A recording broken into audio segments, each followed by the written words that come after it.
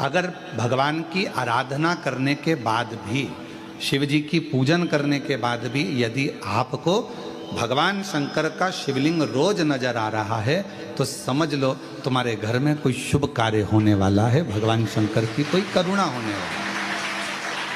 आ जाओ। और शुभ कार्य की शुरुआत हो गई। देखो, तुमने पत्र लिखा और आज पहले नंबर पर ही तुम्हारा बाबा के धाम में व्यासपीठ पर आगमन हो गया। ये शिव कृपा है। ले बेटा, शंभू शंभू। रोते नहीं, खुश हो, बाबा ने बड़ी करुणा करी है तुम लोग, ये परिवार माता पिता के लिए। रोते नहीं, खुश हो, शिव कृपा है। तो बाबा बुलाता रहे और आप लोग ऐसे ही शिव कथा को श्रवण करते रहें और अपने जीवन को आनंदित बनाते रहें। एक लाइन इन्होंने लिखी, अच्छी है। सीहोर जाऊंगी सखी में, सीहोर जाऊंगी, सीहोर जाऊंगी सखी में, सीहोर जाऊंगी। मेरे मन में नहीं है धीर सखीरी में, सीहोर जाऊंगी। मेरे मन में नहीं है धीर सखीरी में, सीहोर जाऊंगी। सीहोर जाऊंगी सखी में, सीहोर जाऊंगी।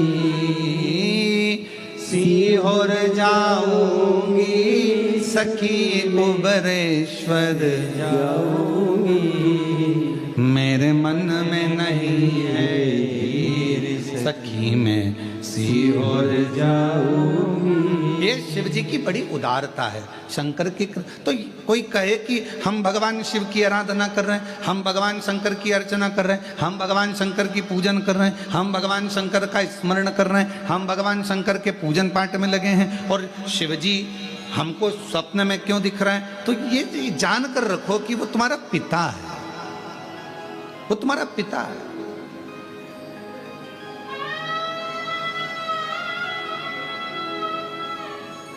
शिवलिंग दिख रहा है मतलब कोई अच्छा कार्य आपकी जिंदगी में होने वाला है।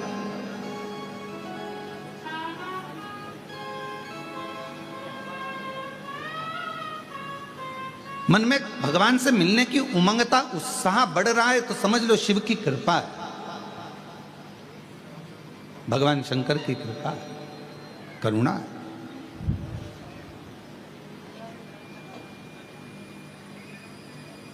और यदि परमात्मा से मिलन की आस बढ़ रही है, उत्साह बढ़ रहा है, उमंगता बढ़ रही है, ये शंकर की उदारता है, शंकर की करुणा है, कृपा है, दया है।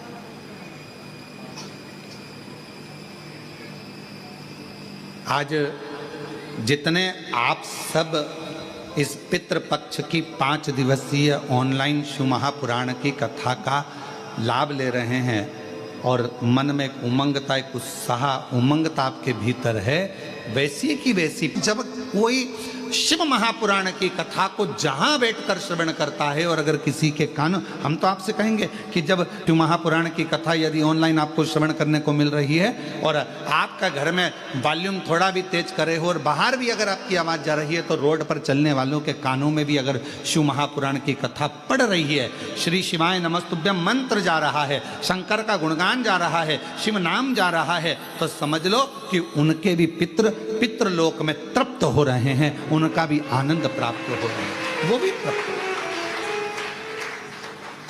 उनके भीतर भी तृप्त है, वो भी आनंद।